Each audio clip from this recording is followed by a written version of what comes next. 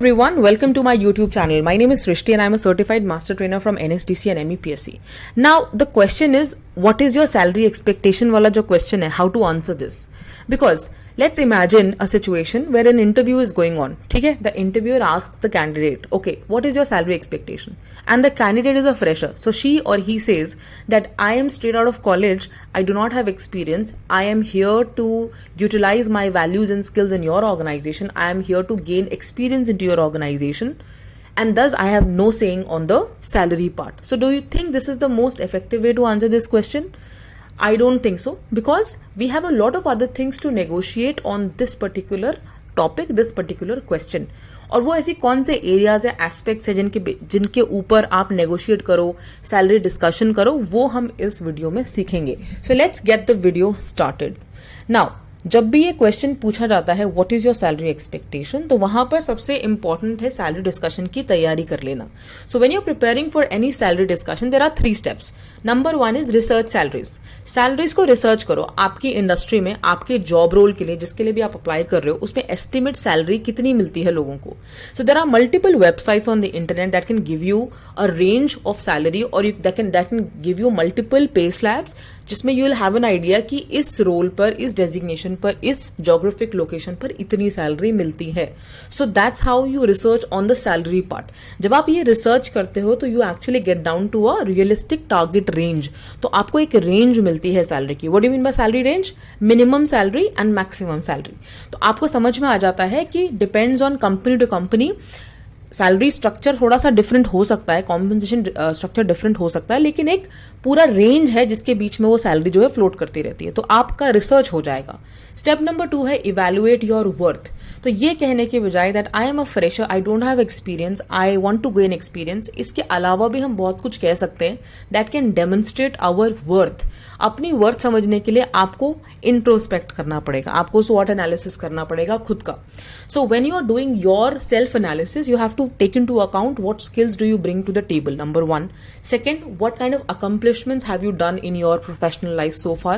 Professional life है या फिर आपकी college life है, आपके professional accomplishments क्या रहे हैं वो आपको list down करने हैं. And the unique value, आपका जो USP है, what is your unique value that you bring to the role and to the company, वो भी आपको reflect करके jot down कर लेना है that this is my worth, this is what I stand for. Number 3 is rehearse talking points. आपको कुछ ऐसे पॉइंटर्स आपके पास होने चाहिए कि मैं इन पॉइंटर्स पर डिस्कस करने वाली हूँ या वाला हूँ whenever this discussion comes forward about salary. तो वो टॉकिंग पॉइंट्स क्या होंगे? Those talking points could be actually your qualifications and your desired salary. कि आपकी क्वालिफिकेशन, आपका स्किल सेट क्या है, सेकेंड आपकी डिजायर्ड सैलरी क्या है. तो ऐसे 2-3 पॉइंटर्स होंगे तो आपको डॉज करना इतना आसान नहीं होगा and you will not be distracted by the salary discussion. तो आप टू द पॉइंट रहोगे, आप फोकस्ड रहोगे उस सैलरी डिस्कशन में. Now when you want to determine your desired salary range, जब आपको ये रेंज निकालनी है, जैसा मैंने आपको पहले कहा कि बहुत सारी ऐसी वेबसाइट्स है जहां पर आपको सैलरी रेंज तो मिल जाएगी, बट आप डिटरमाइन कैसे करेंगे? पहला तरीका है मार्केट रिसर्च करो. मार्केट रिसर्च वेबसाइट्स के द्वारा भी हो जाता है. मार्केट रिसर्च पीयर से बात करके भी हो सकता है. पीयर्स मतलब जो उसी इंडस्ट्री में जॉब कर रहे हैं, या लिंक्डइन पर आपको बहुत सारे प्रोफेशनल्स मिल जाएंगे who are working within the same industry. So you can get in touch with them and try to understand the compensation structure for that particular role. Number 2 तरीका क्या है? Personal factors. आपको अपने cost of living भी देखना पड़ेगा. For example, if you are willing to relocate to a metropolitan city, या फिर आप कोई भी एक स्पेसिफिक जोग्राफिक लोकेशन में रीलोकेट करने का सोच रहे हैं, so you have to consider the cost of living also, कि वहां पर कितना रेंटल है, कितना कम्यूटेशन में लगेगा, and what are the other expenditure that will come along with this particular job role. तो वो कंसिडर करके भी you can actually get down to your desired salary range कि मुझे इतना तो रिक्वायर्ड है ही.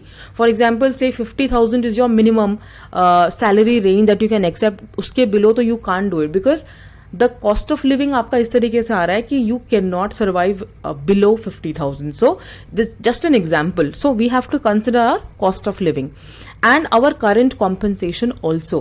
करंट कॉम्पनसेशन मीन्स जो आपकी प्रेजेंट सैलरी चल रही है. अगर आप फ्रेशर हो ऑब्वियसली तब तो that's your first job, but if you if you have worked previously, then obviously you have to consider the last salary also. Third is your desired salary. जब आप अपनी डिजायर्ड सैलरी रेंज को determine करना चाहते हो, so you have to come down to a target salary range जिस पर आप नेगोशिएट करने वाले हो. ना how do you respond to salary questions. तो सैलरी क्वेश्चन, जो भी सैलरी का डिस्कशन हो रहा है, how will you answer those question. There are 4 strategies. पहला स्ट्रैटेजी है बी ट्रांसपेरेंट. ट्रांसपेरेंसी मतलब क्लियर रहो, टू द पॉइंट रहो when asked about your salary expectations, and provide a range that reflects your research and that reflects your experience. The recruiter also must know that आप हवा में बात नहीं कर रहे हो. You have actually done the research and that's why you are putting forth your point. Number 2 strategy is emphasize the value. जब salary negotiation चल रहा है, during that you can also emphasize on your skills and qualification जो justify करती है आपकी desired range. Number 3 strategy is remain flexible. जब आप नेगोशिएट कर रहे हो, then you have to also show flexibility with the interviewer that you're open to negotiation, you are open to come to a mutual consensus on how you want to decide on a particular range. ठीक. Strategy number 4 is avoid premature disclosure. मतलब don't be in a rush to disclose your salary upfront. बातचीत हो रही है interview पे and आपसे सवाल पूछ लिया गया, okay what's your current salary और okay what's your salary expectation, बहुत अर्ली पूछ लिया इंटरव्यू में. Take some time, delay that conversation.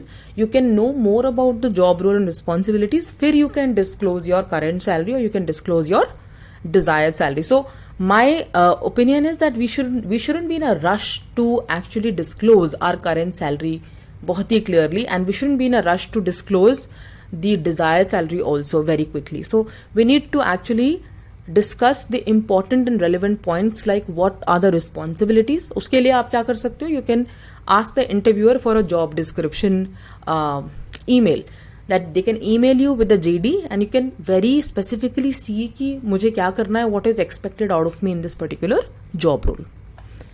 Now, how do you negotiate effectively? Number 1, highlight your value. अपना USP, अपना unique selling factor, unique qualifications and value को highlight कीजिए. Second, suggest a salary range जो आपकी research को reflect करता है और employer budget में आए. Third is consider the non-monetary benefits also. So apart from money, what are the other non-monetary benefits that are offered by the organization? उसको भी consideration में रख के you can actually negotiate, because a lot of times specific job offers, they provide vacation time, they provide professional development opportunities, and they provide multiple perks which is different from the money structure. So you can also consider those factors when you're negotiating. Towards the end, when we are closing the salary negotiation, तो close कैसे करेंगे? Number 1, reach an agreement. एक agreement पर पहुंचिए employer के साथ to find a mutually satisfactory compensation package, जिसमें वो भी agree हो, आप भी agree हो. Number 2, get it in writing. जिस भी salary पर agree किया है recruiter या फिर HR manager, get that in writing via email so that you are 100% sure that yes, the documentation is done for this particular job role. Number 3, expressing gratitude also, because the recruiter and the HR manager has invested so much time and effort into this entire process. We need to be humble. We need to show gratitude towards the employer for the opportunity and show the excitement and enthusiasm to join the company. And fourth is celebrate your success. You were successful on negotiating on your salary offer, so pat your back, because yes, it's the time of celebration. So I hope in this video you got a fair idea about how to approach this question of what is your salary expectation. So next time when you face an interview, do not be blank or do not say that I don't have experience, I'm a fresher, this, that. Please do your research, appear more confident and get the desired salary that you want. Thank you so much for listening and keep learning.